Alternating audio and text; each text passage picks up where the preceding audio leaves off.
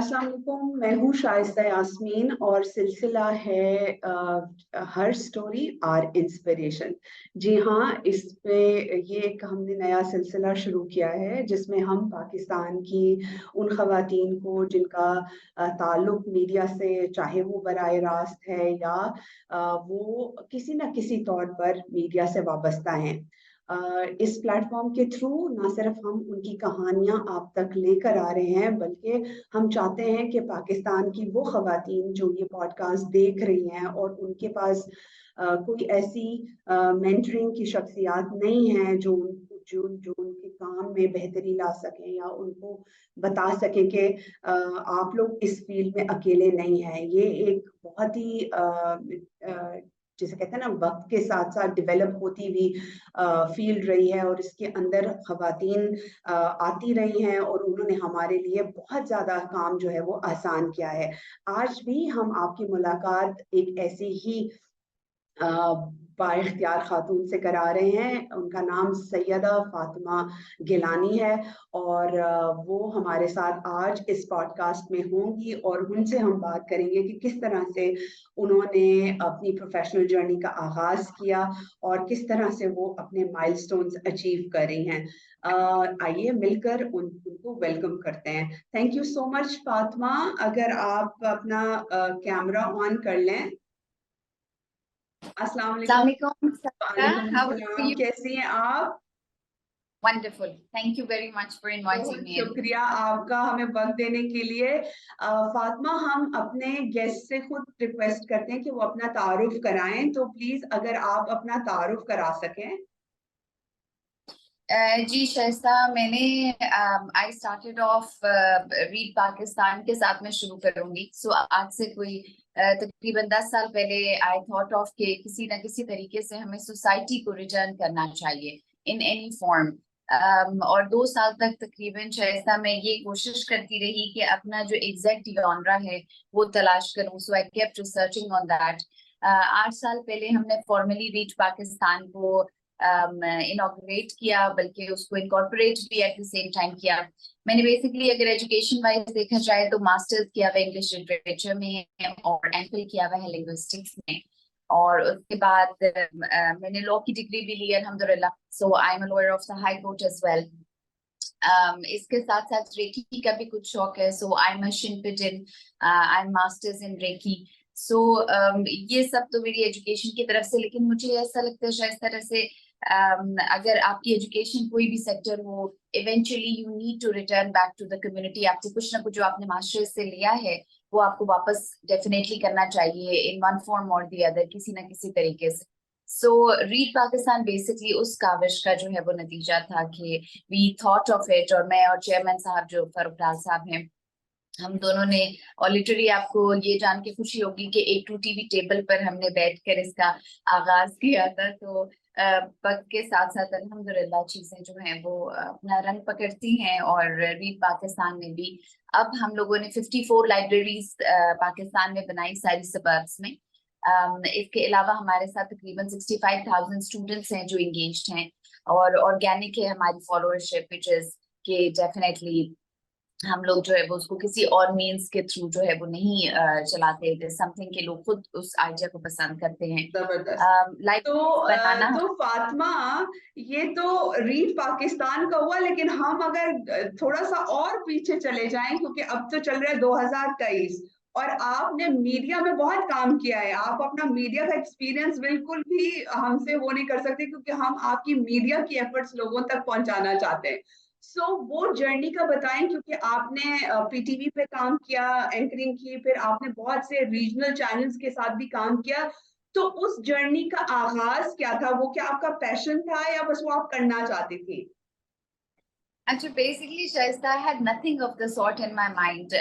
लेकिन ये कि one fine morning I thought I have to go back a little. मैंने मास्टर्स खत्म किया तो उस टाइम के ऊपर जो है वो मैंने रेडियो पाकिस्तान ज्वाइन किया था। So basically it goes away, away for ये जहाँ से टीवी का जो है वो स्टार्ट लिया था। लेकिन ये कि रेडियो पाकिस्तान मैंने ज्वाइन किया था for seeing my confidence, for जैसे कि एक बच्चा जब नया नया you start to get to know the world, तो आप कहते हैं नहीं, this is what I want to be, और एंकरिंग और DJ एंड RJs आपको बड़े पसंद होते हैं.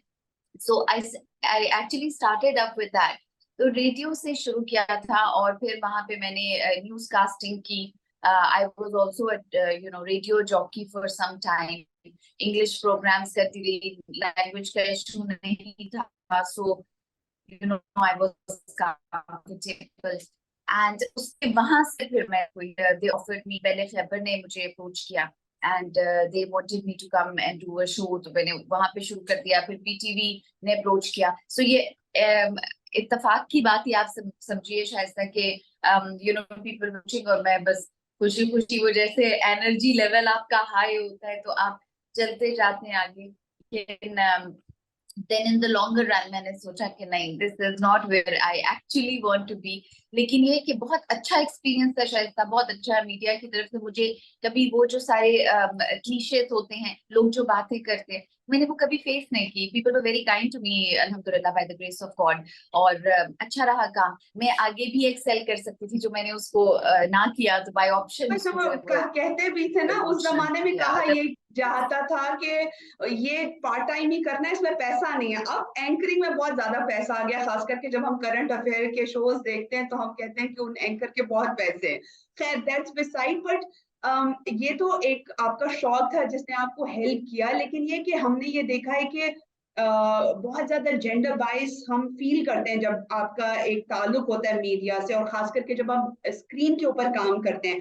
तो इस तरह की कोई डिस्क्रिमिनेशंस, कोई बायसेस आपने फेस किए अपने दौर में? क्योंकि वो वाला टाइम जो था, वो बहुत कम खवातीन जो थी वो मीडिया से वाबस्ता थी.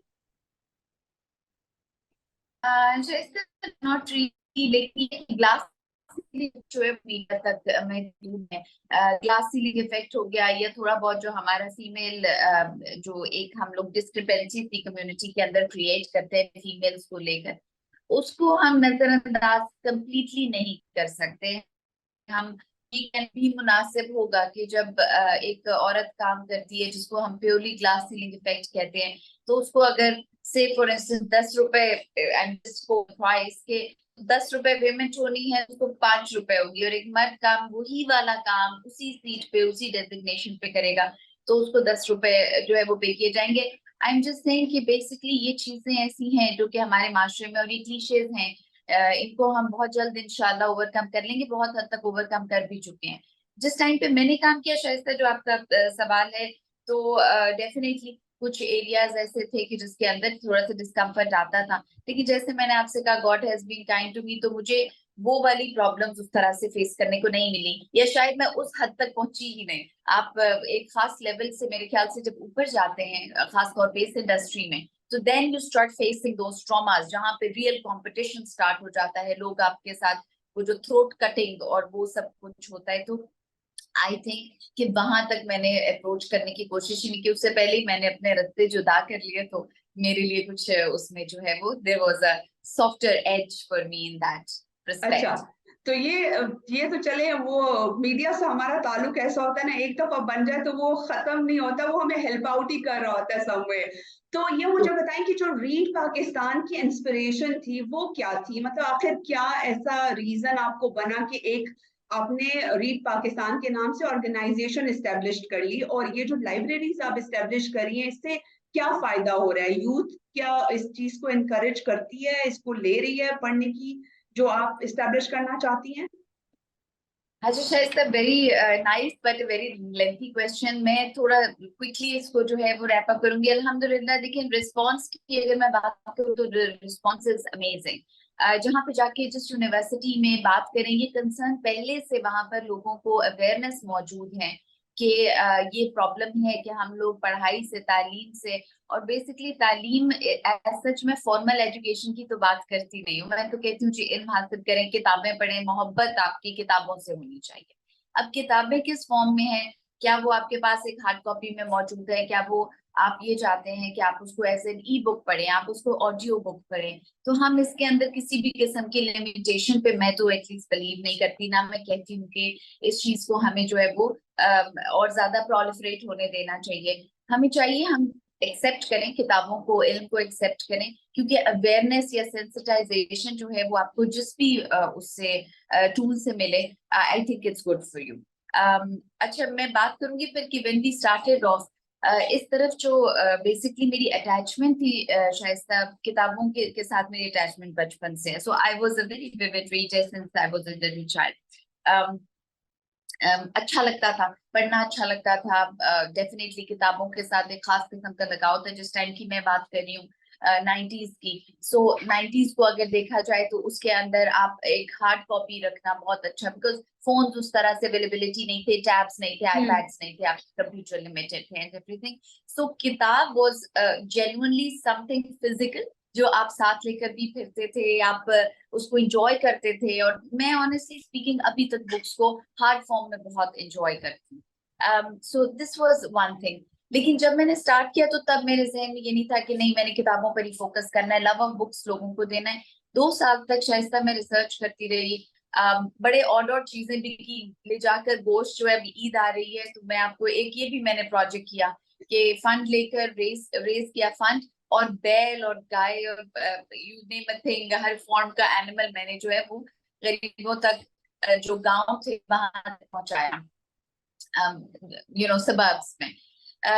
ये भी किया। लेकिन फिर देन आई रियलाइज कि नहीं, जो सबसे बेहतरीन चीज है वो किताब है। और उसके थ्रू अगर मैं किताब को मतलब एक तरह से फरोग दूंगी या उसकी मोहब्बत को लोगों के दिलों में वन मोर टाइम, क्योंकि हम लोगों के टाइम में तो फिर भी कुछ ऐसे लोग थे शायद था जो किताबों से उनका उन्स था, कुछ मोहब्बत थी। अब थोड़ा सा आप अगर with the passage of time देखे तो कम होती जा रही थी। लेकिन but any how, cutting a long story short, मैंने उसको 2 साल तक रिसर्च किया। उसके बाद I found out the exact path and methodology, road map बनाया उसका, सारा फ्रेमवर्क जो हम लोगों ने उसको करना था, हमने उसको डिवाइस किया और प्रॉपर टूल किट्स के साथ इसको इंट्रोड्यूस किया। अब जहाँ लाइब्रेरीज की बात है शायद, तो लाइब्रेरीज हम बेसिकली मकसद हमारा जो है वो लाइब्रेरीज बनाना नहीं है। Libraries just came in the way, क्योंकि हमें लगा कि जब हम जाते थे, जैसे एक लाइब्रेरी है पब्लिक लाइब्रेरी मेरे पेरेंट्स के नाम के ऊपर है, फरसाना फारूक लाइब्रेरी, दीर हम लोग गए तो हमने वहां पे देखा कि यहाँ पे तो इंटरनेट फैसिलिटी भी नहीं है। यहाँ पे तो ऐसी जगह है जहाँ पे आप एक्सपेक्ट ही नहीं कर सकते कि वहां पे आपको किसी किस्म की फैसिलिटी मिलेगी। तो हमने सोचा कि चलें एक 5,000 बुक्स की, मिनिमम बुक्स 5,000 होती हैं, उसकी एक लाइब्रेरी जो है वो बनाए ताकि लोग वहां पे आए, बच्चे आए, स्कूल्स के साथ हमने वहां पे MOUs किए एंड सो ऑन। इस तरह से हमने 54 लाइब्रेरीज जो है वो बनाई। असल जो हमारा नोशन है, मोटिव है, जो उसके पीछे मकसद है, वो लव फॉर बुक्स है कि आपको पढ़ने से कितना आपके अंदर इंटरेस्ट है, कितना आप जो है वो लव ऑफ बुक्स अपने दिल में क्रिएट कर सकते हैं। उसके लिए हम टूल किट्स भी देते हैं, हर एज के लोगों को हेल्प करते हैं, 5 साल से लेकर 50 साल तक के लोगों को we help out to make them readers. तो लोग तो लीडर्स आजकल बनाते हैं, हम उनको रीडर्स आप बनाते हैं। रीडर्स बनाते हैं नहीं, जितना आप पढ़ेंगे उतना आपको लोगों की जिंदगियों के बारे में और अपने इर्द गिर्द होने वाले हालात के बारे में पता चलेगा। हम देखते हैं कि हमारे यहाँ पे पढ़ने वालों की तादाद जो है वो बहुत ज्यादा कम है, बोलने वाले लोग जो है वो बहुत ज्यादा जो है वो इस फील्ड में आ गए हैं। अच्छा, LLB अब प्रैक्टिस कर रही हैं, मतलब क्योंकि कानून की डिग्री आसान तो नहीं है, तो मतलब क्या रीड पाकिस्तान के साथ ये काम साथ साथ चल रहा है या नहीं चल read Pakistan is my baby, वो मेरा रहा? पैशन है। उससे मैंने आज तक अल्हम्दुलिल्लाह जितना लगाया अपनी पॉकेट से लगाया, लेकिन कभी भी उससे अल्हम्दुलिल्लाह 8 साल में मैंने, या इवन मैं समझती हूँ कि किसी भी मेंबर ने, हमारे ज्यादातर लोग जो है वो उसको बड़े फिलंथ्रोपिक बेसिस पे फॉलो करते हैं, किसी ने भी उससे अर्न नहीं किया, कुछ भी अर्न नहीं किया सवाए इंटेग्रिटी के। That is the only thing that we have earn. तो read Pakistan is not something कि जिससे मैं कहूँ कि यस मैंने उससे कुछ कमाया है। हाँ, इज्जत अल्हम्दुलिल्लाह बहुत कमा ली है। I think that's the biggest thing that I earn. As far as other profession, जैसे LLB का आपने जिक्र किया, तो मैं कॉर्पोरेट सेक्टर में एडवाइस करती रही। मैंने I don't know if it is allowed, लेकिन 18 को जो सैफ ग्रुप है उसको मैंने एडवाइस किया। मैंने CPEC को लीगल एडवाइस दी थी, अच्छे जगहों पे मैं सर्व करती रही। अब जो है वो I have my own firm, track law के नाम से है। और वो that is something which is my of course bread and butter as well. और बेसिकली तो ब्रेड एंड बटर मेरे हस्बैंड है, लेकिन ये मैं कुछ ना कुछ खुद भी करती रहती हूँ कि ताकि अपनी ब्रेड एंड बटर भी आती रहे, सो यू नो अच्छा, दैट इज देयर आपने एज वेल। तो आपकी ऑब्वियसली एलएलबी का ये सारा सिलसिला चल, कोई नोटेबल ऐसे केसेस जो कि आप समझती हो कि हाँ इस पे आप बहुत ज्यादा प्राइड महसूस करती हैं, कोई ऐसे केसेस जो आपने लड़े हो और आप जीती हो या आपको मजा आया उसके परसू करने में? अच्छा, शाइस्ता, अनफॉर्चुनेट तो नहीं मैं कहूंगी, क्योंकि मैंने खुद चूज किया कॉर्पोरेट सेक्टर को। सो कॉर्पोरेट सेक्टर के अंदर उस तरह से लिटिगेशन की साइड नहीं गई, मैं सोलिसिटरशिप की तरफ गई। लेकिन कुछ जिसके अंदर मैं जो है वो असिस्ट किया, कच्ची आबादी का एक केस था।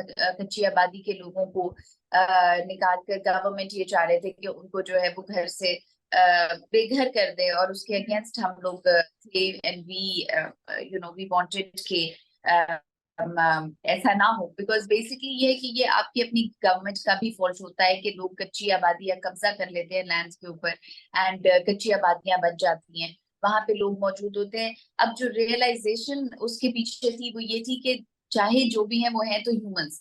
तो हम्म। आपने, और ये रिस्पॉन्सिबिलिटी ऑफ द स्टेट होती है कि आप जो है वो किस तरह से प्रोवाइड करते हैं लोगों को एक प्रॉपर लिविंग।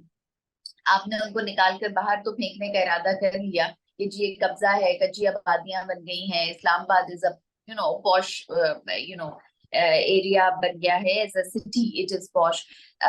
तो लेकिन ये कि आपने उनके लिए पहले से कुछ इंतजाम नहीं किया। तो ये जो इंतजाम था इसके लिए हम लोगों ने थोड़ी सी आवाज उठाई, और वो अल्हम्दुलिल्लाह केस अच्छा भी रहा हाई कोर्ट में, इट वाज देयर। लेकिन ये है कि मैंने बहुत ज्यादा, तो this is one of those cases जिसके साथ थोड़ी सी मेरी इमोशनल अटैचमेंट है। आधे लोग सुनकर तो मेरे ख्याल में ये कहेंगे कि ये बस इमोशनल अटैचमेंट ही है जी, हम तो चाहते हैं ये कच्ची आबादियां गलत है एंड एवरीथिंग, बट उसमें ह्यूमैनिटेरियन ग्राउंड्स थे जो मैंने परसू किए। जो प्लेंट के अंदर भी जो सिग्निफिकेंस दी वो मैंने ह्यूमैनिटेरियन ग्राउंड्स को दी थी कि आप दे आर ह्यूमंस। आप, इस्लाम तो ये कहता है कि आप जानवरों के साथ भी एक खास रवैया बर्ताव आपको बताया गया है। तो इंसानों के साथ ऐसा करना just on the basis of के कौन सा एरिया महंगा है या ना लिया, एंड आई डू अंडरस्टैंड वैसे बाय द वे कि the commercial prospect of it, but ये है कि वो भी रियलाइज करने वाली चीजें हैं, ठीक चीजें हैं। एक्शन जो है वो गलत है, लेकिन ये है कि एक्शन के पीछे मोटिव इज वेरी इंपॉर्टेंट, कि कहाँ से शुरू हुआ। वो हर चीज की तो शान नजूल होनी चाहिए ना। तो हम तो कुरान को भी पढ़ते हुए शान नजूल को नहीं भूलते। तो हम लोगों ने लोगों का मासूम सा पर्सपेक्टिव देखने के लिए किस तरह से हम उस चीज को, सर्कमस्टांस को, उसके पैराफेरलेयर्स को हम कैसे भूल सकते हैं। तो ये बिल्कुल, इस तरह की छोटी मोटी चीजें थी, चीजें साथ साथ चल रही लेकिन बट तो not much into litigation. Fatima बहुत वर्सटाइल। मैं मुझे समझ नहीं आती, मैं मीडिया को पकड़ूं तो मैं आपकी ये जो लीगल फील्ड और ये लीगल फील्ड में भी कॉर्पोरेट सेक्टर को कर रही हैं, फिर आपने रेकी मास्टर भी हैं, तो मुझे ये बताएं ये जो सारी उलझने यहाँ से भी पता चलती, ह्यूमन राइट्स के मसाइल भी आ रहे होंगे, रेकी कैसे हेल्प आउट करती है स्ट्रेस मैनेजमेंट में, किस हद तक जो है वो उसको इस्तेमाल करती है? बहुत ज्यादा Shaista, you must be knowing. Reiki जो है वो बेसिकली, जो लोग नहीं जानते उनको थोड़ा सा बता दूं, हीलिंग का प्रोसेस है। हैंड्स ऑन हीलिंग होती है, आप अपनी ही नहीं बल्कि लोगों की भी मदद करते हैं। रेकी के बारे में जो है वो, मैं basically I started off with meditation. So मैं मेडिटेशन करती थी, उसके बाद मैं रेकी की तरफ आई। उसकी रीजंस थी नॉट टू एविडेंट, लेकिन ये है कि मैं अल्हम्दुलिल्लाह आई एंजॉय माय लाइफ। मुझे जिंदगी अच्छी लगती है, लेकिन मुझे ये भी बुरा नहीं लगता कि जब अल्लाह ताला ने बुलाना है तो हमने वापस जाना है, असल घर हमारा वहीं पर है। तो but I try to enjoy my life, और मैं कोशिश करती हूँ कि whatever plausible possible means हो आप उसमें खुश रहने की कोशिश करें। जो स्ट्रेस मैनेजमेंट है शायद वो आजकल की मेरे ख्याल में फोर मोस्ट इम्पोर्टेंस का कहना चाहिए, it has the four most importance. और मैंने नोटिस ये किया कि रेकी ने मुझे बहुत सारी चीजों में बड़ा ओपन अप किया। मैं बचपन से थोड़ा सा, मेरी थर्ड आई ओपन थी, सो उसमें डेफिनेटली मुझे जो है वो हेल्प बहुत हुआ। थर्ड आई ओपन से मतलब ये है शायद कि मुझे कुछ चीजें पहले पता चल जाती थी, कुछ ख्वाब वगैरह आ जाते थे। एंड आई थिंक हम सबका वो स्पिरिचुअल साइड, ये कोई स्पेशल बात नहीं है, सबकी ओपन होती है। सो इंट्यूशन थी थोड़ी सी, वो भी थी। सो रेकी ने आके उस सबको पॉलिश कर दिया, ऑर्गेनाइज कर दिया।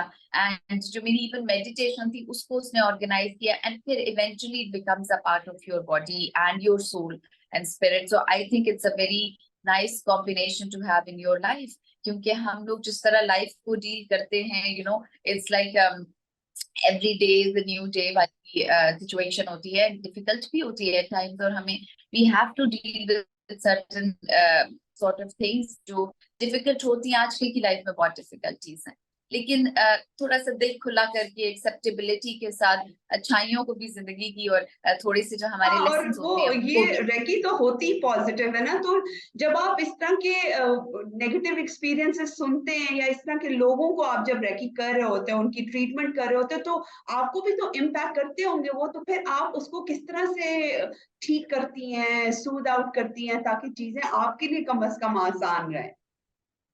अच्छा शाइस्ता, वैसे you are right about this कि इफेक्ट करती हैं आपके ऊपर ये चीजें। लेकिन मैंने पहले दिन से रेकी में ये सोचा, और अपने आप को इस बिलीफ सेट के अंदर भी लाई कि अगर मैं पॉजिटिविटी दे रही हूँ तो मेरे साथ नेगेटिव कुछ नहीं हो सकता। So this was one thing. Hmm. Secondly, जब आपका एनर्जी फ्लो जो है, वो आप किसी को पॉजिटिविटी ट्रांसफर कर रहे हैं, हीलिंग ट्रांसफर कर रहे हैं, तो मुझे ऐसे लगता है कि ये इंसाफ नहीं होगा। यूनिवर्स बड़ा बैलेंस्ड है, वो आपको इस इंसाफ के साथ लेकर चलता है कि ये जो मकाफाते अमल की हम बात करते हैं, ये ऐसे नहीं है, ये this is not just just saying. ये बड़ा इफेक्टिव है, और मकाफाते अमल जो है वो सिर्फ बैड चीजों में नहीं होता। मुझे लगता है कि एक उसका पॉजिटिव नोशन भी है, जब आप अच्छा करते हैं तो अच्छा होता है, वो गोज अराउंड कम्स अराउंड। सो हर माशरे में, अब मैं जापानीज इकिगाई कॉन्सेप्ट है आपका, उसको टच करें, आप चाइनीज मेथोडोलॉजीज जो है उनको देखें, हिंदुइज्म इवन देखें, इस्लाम तो खैर बहुत ही अमेजिंग है। मैंने देखा है कि हर चीज मैंने पढ़ी है, हर चीज, हर रिलीजन का एक जो एमालगमेशन था वो मुझे इस्लाम के अंदर मिला। तो कहने का मकसद ये है कि मुझे लगता है कि जब आप पॉजिटिविटी देते हैं, तो ये यूनिवर्स का इंसाफ नहीं है कि वो आपको नेगेटिविटी में छोड़ दे। वो कहीं ना कहीं से घुमा के आपके पास पॉजिटिविटी, कोई अच्छे लोग, कोई अच्छी थॉट्स आपके पास लाएगा। And eventually in the morning when you get up, you would know that yes, this is something that life is worth living. अच्छा, कोई ऐसा मेमोरेबल या कोई ऐसा एनेक्डोट जो आप शेयर करना चाहें, थोड़ा लाइटर एक्सपीरियंस आपकी लाइफ का, जानने वालों के लिए, देखने वालों के लिए। किससे related? I had so many. मुझे अल्लाह ताला जितने गम इंसान को as challenges, as polishing as challenges देता है, उससे कहीं ज्यादा खुशियां दे देता है। तो मेरे तो लाइफ में every day there is something good. और मुझे लगता है कहते हैं जब सैड इमोशंस आते हैं, या वो something bad comes in, like I am very much attached with my parents, and क्योंकि वो ट्रांसफर कर गए हैं दूसरे वर्ल्ड में, तो both of them are not with me, उनको याद करती हूँ या कुछ, तो थोड़ा डाउन हो जाऊंगी। लेकिन मुझे ऐसे लगता है शायद कि साथ ही there is a lot of universal pampering that comes in. So वो कभी किसी दोस्त की फॉर्म में, किसी नोशन की फॉर्म में, किसी के अप्रिसिएशन की फॉर्म में, कुछ ना कुछ अच्छा आता रहता है। अब आपको कौन सा वाला अच्छा जानना है वो बताइए। कोई अच्छा जो हमारी खवातीन, क्योंकि ऑब्वियसली हमारी टारगेट ऑडियंस में वो होते हैं, तो उनको इंस्पिरेशन आए कि ये चैलेंजेस तो आते रहते हैं, सही मोटिवेशन तो जब तक आप मोटिवेटेड हैं तो चीजें जो है वो गुजर जाती हैं, आपको स्टेडफास्ट रहना चाहिए। ऐसी कोई एनेक्डोट अगर आप शेयर करना चाहें। Okay, just one of the zillions that I have. मैंने NRC national readers conference last year जो है वो ऑर्गेनाइज करवाई। सो बेसिकली मैं नहीं कहूंगी, it was my team, obviously team effort, ठीक है, अकेला बंदा कुछ भी नहीं होता। लेकिन यह है कि जो मजे की बात थी वो उस एनआरसी से पहले, which was December last year, और बहुत सक्सेसफुल गई अल्हम्दुलिल्लाह, रीड पाकिस्तान के प्लेटफॉर्म से भी। तो उससे पहले 2-2.5 महीने तक मैं शोर मचाती रही कि नहीं, मैंने तो इन लाइंस पे सोचा हुआ है और मैं ये करूंगी। तो सारे लोगों ने मेरी खूब फैंटी लगाई, और लफ्जों की एंड अदरवाइज, और साथ ना दे के फैंटी, और दोस काइंड ऑफ ये क्या। और फिर किसी ने कह दिया सीईओ साहिबा, सीईओ बनने की देखिए हम पे पोजिशंस लगा रही हैं, कोशिशें कर रही हैं, फिर हंसते भी थे दोस्त। जाहिर है दोस्ती हैं सब जो साथ हैं। तो जो है वो उन्होंने बड़ा मेरा जो है ना वो Shaista, they gave me a hard time. और फिर बीच में अच्छा और मजे की बात यह है कि हार्ड टाइम भी देते जाते थे, काम भी करते जाते थे। So my team was very तो जब चलता गया वो सब कुछ, एंड एनआरसी अल्हम्दुलिल्लाह वो हुई और बड़ी सक्सेसफुल थी। Response was amazing. पीएमसीए में हॉल बुक कराया, वो इट वाज फिल्ड, लोग खड़े हुए थे साइडों पे भी, स्टेप्स पे बैठे हुए थे। So when I looked at it I felt so much contented. और वो खेल खत्म हुआ जब, तो वी वर ऑल, जाहिर है जो कोर टीम थी वो बैठी हुई थी साथ। तो दैट वाज, मैं उसको कहूंगी a series of brilliance and a series of exchanges of pleasantries। वो इस तरह से था कि उसके आखिर में फिर आई वाज लाइक कि अब मुझे असल में मुझे अवार्ड मिलना चाहिए, क्योंकि आप लोगों ने मुझे इतना यू नो आपकी टीम सुन रही है अगर ये सुन रही तो उनको हम जरूर ये कहेंगे कि ये आपको जरूर अभी भी अगर वो आपको विश करना चाहते हैं तो वो जरूर करें। अच्छा Fatima, personal and professional life का जो बैलेंस होता है कैसे करती हैं? बिकॉज आपने कहा आप मैरिड हैं माशाल्लाह, यू हैव सन, तो कैसे मैनेज कर लेती हैं? बिकॉज आई नो ये बड़ा एक टिपिकल सवाल है लेकिन ये हमेशा और खवातीन से किया जाता है। तो मैं सिर्फ लोगों को बताना चाहती हूँ कि हमारी यहाँ खवातीन बैलेंस बहुत अच्छा करती हैं और ये सवाल पूछने की कोई जरूरत नहीं है, इनकी अकम्पलिशमेंट से लगता है तो, लेकिन फिर भी हमें ये पूछना पड़ता जरूर है। तो कैसे बैलेंस करती हैं? शायद इसका बैलेंस करने की जरूरत नहीं होती। when वंस अगर मुझे ऐसे लगता है, ये अब किसी खातून से अकेले में कभी पूछे ना कि आपने अपने घर को, तो उसको अंदर दिल में ये पता होगा कि ये ऑटोमेटिक है। ये रिमोट यहाँ पड़ा हुआ है, आप कहोगे ये रिमोट यहाँ क्यों पड़ा हुआ है, इसको यहाँ होना चाहिए। कहो या ना कहो, उठा के रख दोगे उसकी जगह के ऊपर। I am just giving an example. औरतों के अंदर होता है, इनबिल्ट होता है। अगर आप वैसे भी नोटिस करें तो औरतों की पर्सनैलिटी में, और अब रिसर्च कहती है कि आप माइन्यूट चीजों को बड़ी खूबसूरती से, इसीलिए इंटीरियर डिजाइनर्स खवातीन बहुत अच्छी होती हैं। अल्लाह ताला ने जो आपको एक रोल दिया है वो आपकी पर्सनैलिटी को देखकर आपको दिया है। हम लोग वी आर, अब ये मैं कोई शॉविनिज्म वाली बात नहीं करूंगी, फीमेल शॉविनिज्म वाली, लेकिन औरतों के अंदर ये बैलेंस रब की तरफ से है कि हम लोग उस बैलेंस के अंदर मौजूद हैं, उसको क्रिएट करते हैं, एक पूरे फैमिली को रन करते हैं, एंड उसमें हमें कोई प्रॉब्लम नहीं होती। When I was becoming a mother Shaista, मैं आपको बताऊं कि आई यूज टू क्राई। मेरा बेटा जब रोता था मैं रोती थी, वो हो गया, मैं वो रोता था and I would cry. And every time, यानी कि दिन में दो दो दफा, दिन में एक दफा, तीन दफा, और umpteen number of times I have cried with him, क्योंकि वो रो रहा है इसलिए मैं रो रही हूँ। बट आई रियलाइज्ड कि दैट वाज ओनली द, मुझे लगता है कि उसकी सेम्बलेंस, और ये हम सब औरतों के अंदर होती है। हमें द मोमेंट घर पकड़ाया जाता है, हम उसको अच्छी तरह से करें, बुरी तरह से करें, 100% करें, 50% करें, बट हमें ऑटोमेटेड है हम लोग कि हम लोग उस घर का ख्याल रखेंगे, हम अपने बच्चों का ख्याल रखेंगे, वी वुड लव देम। माँ जो हक देती है वो कोई नहीं देता। I know because I lost mind, so I would understand. But it is in us. हमें सिर्फ रियलाइज करने की जरूरत है कि बैलेंस हमें करने की जरूरत है ही नहीं, हमारे में वो बैलेंस मौजूद है, डिस्कवर यस करने की जरूरत है। तो थोड़ा सा अपने आप को भी तो जाने ना, अपने आप को थोड़ा समझें, यू विल अंडरस्टैंड। आप ये सारी चीजें कर कर भी दिन के आखिर में थकते क्यों नहीं है? Because you are just made for that, you are in, this is your in built super power and you just have it. And किसी मैजिशियन से पूछें ये कैसे मैजिक हो रहा है, वो कहेगा मैं नहीं बताता, लेकिन कर लेगा ये तो मैजिक। खुद ही होगी, ये खुद हो रहा है। नहीं, थैंक यू सो मच, बहुत ही इंकरेजिंग बात है। वन लास्ट थिंग, कि क्या आपको लगता है कि रीड पाकिस्तान को लेकर कोई आपके फ्यूचर प्लान्स क्या सोच रही हैं? अब आगे क्या करना है इसका?